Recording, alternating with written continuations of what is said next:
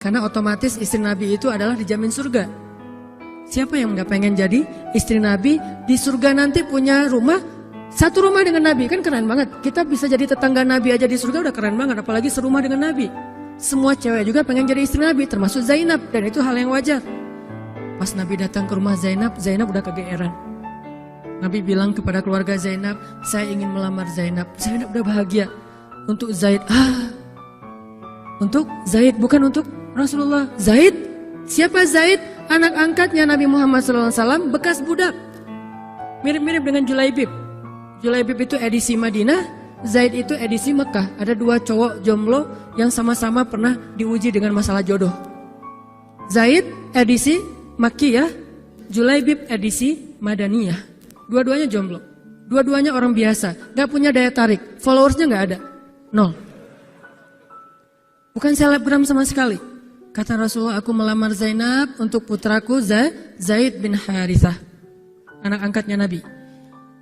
Zainab menjawab apa? Ya Rasulullah, saya gak cinta sama Zaid. Jawaban yang sangat wajar kan? Dan jawaban yang paling sering kita dengar sekarang kan? Maaf ya, aku gak ada perasaan, kita jadi adik kakak aja. Itu kan standar ya? Standar banget lah kayak gitu-gitu. Maaf ya, kita jadi temenan aja. Maaf ya, aku gak ada perasaan apa-apa selama ini. Maaf ya, dan segala macam. Dengan bahasa-bahasa halus tapi nolak intinya. Kenapa gak bilang aja, udah gak usah kesini lagi. Kan jelas ya. Ini dengan bahasa, ya Rasulullah, aku tidak cinta kepada Zaid. Karena cinta juga pertimbangan yang penting. Dan Nabi juga tidak mengizinkan kita menikahkan putri kita dengan seseorang yang putri kita tidak berkenan dengannya. Tetap harus ditanya, ya Rasulullah, saya tidak cinta dengan Zaid. Turun ayat.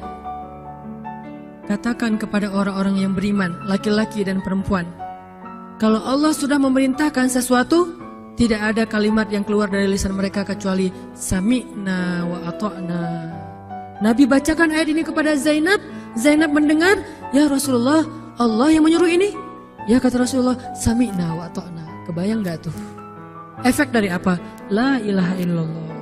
Jadi la ilaha illallah itu bukan cuma kalimat zikir, bukan cuma kalimat doktrin ideologi, bukan cuma masalah teologi secara teoritis, bukan. Ini dampaknya kepada akhlak, dampaknya kepada ibadah, dampaknya kepada banyak pilihan hidup dari la ilaha illallah. Orang kalau nggak baik la ilaha illallah pasti susah memilih pilihan-pilihan dalam hidupnya. Kalau tidak baik la ilaha illallah pasti susah untuk berperangai, sabar, memaafkan. Itu semuanya ada hubungannya dengan la ilaha illallah.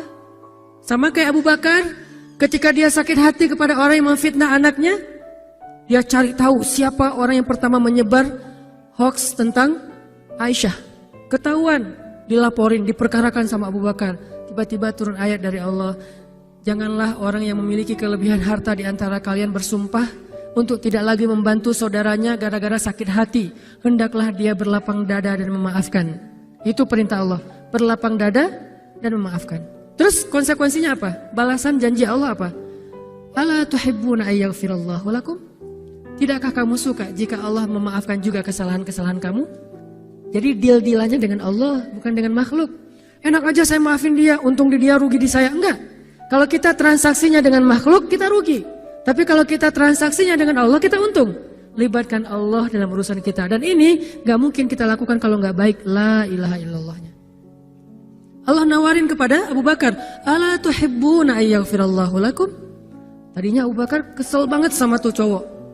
Terus turun ayat ini, wal ya'fu wal yasfahu. Hendaklah dia memaafkan dan berlapang dada. Abu Bakar berat. Tiba-tiba Allah katakan, ala tuhibbuna ayyaghfirallahu lakum? Bala ya Rabb. Kata Abu Bakar, tentu ya Allah, kalau gitu saya akan maafkan. Demi supaya Allah memaafkan kesalahan saya. La ilaha illallah. Zainab, sami'na wa ata'na. Ya udah saya terima Zaid ya Rasulullah. Alhamdulillah. Datang Nabi ke Zaid. Zaid mau nggak nikah sama Zainab? Sebetulnya mau banget, tapi nggak pede. Zaid takut Zainab nanti jadi terpaksa menikah dengan Zaid, jadi nggak nyaman. Zaid juga nggak mau menyulitkan Zainab. Ya Rasulullah, saya nggak pantas untuk Zainab. Kata Zaid. Dibacakan lagi ayat ini. Ya Zaid, ini perintah Allah. Oh gitu ya Rasulullah. Sami'na wa ata'na. Buat Zaid sih gampang lah ya. Udah ada legalisasi ini dari Allah. Kalau gitu, ini bukan saya ya Rasulullah yang mau ya. Allah kan yang nyuruh. Nah, saya emang nggak mau maksa gitu ya. Tapi kalau Allah yang nyuruh, ya udah. Apalagi saya nggak punya pilihan dong, gitu. Padahal Zainab siapa sih yang nggak mau cowok sama Zainab? Nikahlah Zainab dengan Zaid.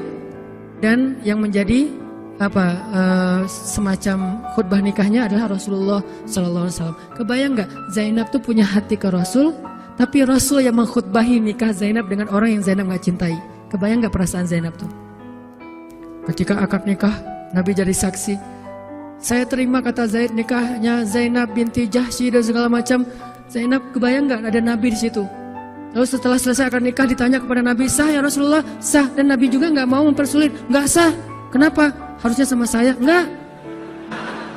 Nabi orangnya fair. Nabi orangnya bijaksana. Orangnya dewasa. Nggak kayak kita. Kita tuh bahaya banget jadi saksi kalau jadi mantan. Pasti nggak sah.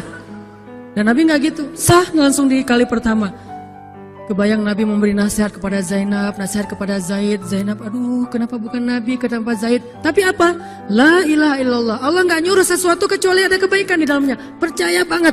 Itu la ilaha illallah. Udah percaya banget. Zainab yakin, ini perintah Allah, ya sudah saya lakukan. Walaupun bukan dengan Nabi, padahal saya pengennya dengan Nabi. Kebayang gak sih pengen sama seseorang yang kita cintai banget, malah orang itu yang menjodohkan kita dengan orang yang kita gak pernah kebayangin. Amit-amit. Jangan dia ya Allah, jangan dia, dia. Kan berat tuh. Yang saya sering cerita, jangan saya. Pokoknya jangan Hanan, Hanan. Kenapa kok begitu? Karena dia bilang jangan saya bilang yang dia ya Allah. Akhirnya kita adu-aduan doa. Ya Ustadz, masa dilawan ya? Doanya lebih panjang, lebih sujudnya apa segala macam. Akhirnya jadi.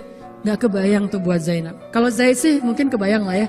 Gimana happynya Zaid menikah dengan seorang cewek yang semua orang Mekah pengen nikahin dia. Tapi kalau Zainab, itu hari-hari yang sangat berat. Malam pertama gak kebayang buat Zainab. Zaid.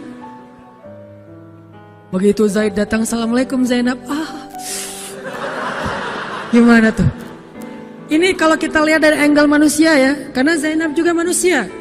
Tapi semua emosional, subjektif manusia redam dengan iman la ilaha illallah. Harapannya cuma satu, pasti ada kebaikan di sini. Pasti ada kebaikan di sini. Walaupun gak kebayang kebaikannya apa, pokoknya ada aja. La ilaha illallah. Nikah Zainab sama Zaid. Cekcok selama 1 tahun, gak pernah akur. Pulang kerja rame, berangkat kerja rame, pagi rame, sore rame. Gak cocok aja tuh Zainab sama Zaid. Berkali-kali datang berdua sama ke Rasulullah. Ya Rasulullah nasihati kami. Udah dinasihati pulang rame lagi. Di mobil aja berdua rame, macet apa segala. Ya udah nikmati aja rame gara-gara macet. Terus aja kayak gitu. Pokoknya selama 1 tahun mereka sering percekcokan rumah tangga. Jadi kalau kita ngelihat ada keluarga yang mungkin baru menikah kemudian bercerai, jangan menjudge mereka. Karena menikah itu ibadah, perintah Allah. Itu lebih baik daripada tidak menikah tetapi sudah melakukan banyak perbuatan dosa. Walaupun akhirnya nauzubillah ada hal-hal di luar dugaan, maka la'allahu khair, mudah-mudahan ada kebaikan. Mereka berani menikah muda aja kita harus acungkan jempol. Mereka berani menikah muda aja kita harus respect. Kan saya sering bilang no judgment, respect to other kan. Berani mengambil keputusan menikah muda, baru berhijrah udah langsung menikah. Itu bukti dari iman. Kenapa kita menjudge seolah-olah kita lebih baik dari dia? Emangnya kita berani melakukan hal yang mereka lakukan? Gak berani buktinya. Berarti dia lebih baik daripada kita. Walaupun kesudahannya, kalau mereka bercerai setelah menikah baru beberapa lama, ada yang lebih soleh dari mereka juga bercerai baru 1 tahun menikah. Zainab dengan Zaid, dua-duanya dijamin surga. Dua-duanya dijamin surga. Pernikahan mereka cuma bertahan 1 tahun. 1 tahun kemudian, Zaid datang kepada Rasulullah. Zaid bilang, ya Rasulullah, kayaknya udah gak bisa dipertahankan hubungan saya dengan Zainab. Zaid, sabar. Rasul ketika Zaid mau datang sebetulnya udah dapat bocoran dari Allah. Allah udah ngejapri Rasulullah dalam bentuk ilham. Japrian Allah kan ilham ya. Japrian kita kan WA, itu juga habis kuota gak kebaca-baca. Kalau japrian Allah ke Rasul ilham. Ilhamnya apa? Kalau nanti Zaid datang, nanti baca di surat Al-Ahzab. Kalau nanti Zaid datang kepadamu meminta nasihat tentang Zainab, bilang kepada Zaid, ceraikan istrimu. Kalau udah diceraikan, nanti kamu nikahi Zainab. Ini perintahnya juga berat buat Nabi nih. Kebayang gak sih anak angkat kesayangan Nabi yang selama ini baik banget sama Nabi, tiba-tiba dia punya masalah dengan istrinya, disuruh cerain dengan niat kalau udah cerai nanti dia yang nikahin. Kan gak kebayang tuh buat Nabi. Ditambah lagi Nabi itu orangnya ra'afah banget, sangat gak enakan. Kita aja gak tega kayak gitu. Emang ada yang tega kayak gitu? Gak tega kan? Zainab mantan kita sih, Sekarang cowok itu datang ke kita, suaminya Zainab. Ustadz, gimana nih Zainab, perlu saya pertahankan? Emang kalian dari awal udah gak cocok, cerai aja deh. Kenapa? Bentar lagi gue mau nikahin Zainab. Gak kebayang kan? Kok Ustadz ngomong kayak gitu? Dapat ilham. Berat kan? Nabi itu kayak gitu loh, kondisi emosional beliau yang zulzilu, terguncang. Gimana nih caranya? Saya nggak enak banget, nggak tega banget sama Zaid. Kebayang wajah Zaid polos gitu. Ya Rasul gimana nih? Aduh, mau dibilangin ceraikan aja nggak tega. Mau dibilang pertahan tapi Nabi bilang suruh cerai, Allah suruh ceraikan. Akhirnya Nabi memilih emosionalnya, bukan perintah Allah. Wahai Zaid, tahan istrimu, jangan ceraikan. Padahal kata Allah suruh ceraikan. Lihat beratnya Nabi waktu itu. Akhirnya Zaid pulang, gitu ya Rasul. Ya pulanglah Zaid, Nabi gak enak banget sama Allah. Terus akhirnya Zaid sampai ke rumah, namanya Allah yang nyuruh kan gak bisa dirubah ya. Kun fayakun, cerai juga tuh walaupun Nabi bilang sudah bertahan. Allah marah kepada Nabi.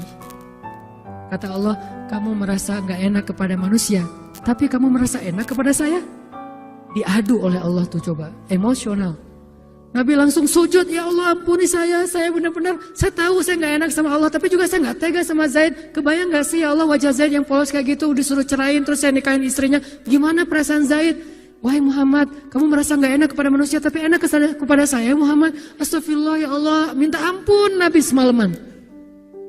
Ini benar-benar gak kebayang sama Nabi. Tapi Allah pengertian lah, tahu Allah, Nabi itu bukan mau gak taat sama Allah, cuma emang gak tega banget sama Zaid. Akhirnya Allah ngambil keputusan sendiri, Zaid cerai dengan Zainab. Setelah selesai masa iddah Zainab, Allah katakan, Muhammad sekarang datang kepada Zainab, lamar Zainab.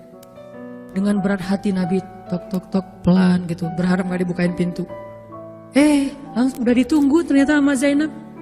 Eng gitu, bukain pintu. Pas Nabi datang, Assalamualaikum, Waalaikumsalam gitu. Zainab udah punya firasat. Nabi mengatakan, Zainab, ada perintah dari Allah. Apa ya Rasulullah? Sami'na wa ata'na. Belum juga dikasih tahu. Sami'na. Allah menyuruh saya untuk melamar kamu Zainab. Untuk siapa ya Rasulullah? Curiga kan? Jangan-jangan orang lain lagi nih. Untuk siapa ya Rasulullah? Untuk saya. Masya Allah gitu. Cuman Zainab kan gengsi gitu lah. Masa cewek harus teriak-teriak gitu kan ya? Oh gitu. Padahal masuk ke dalam kamar. Wah gitu ya.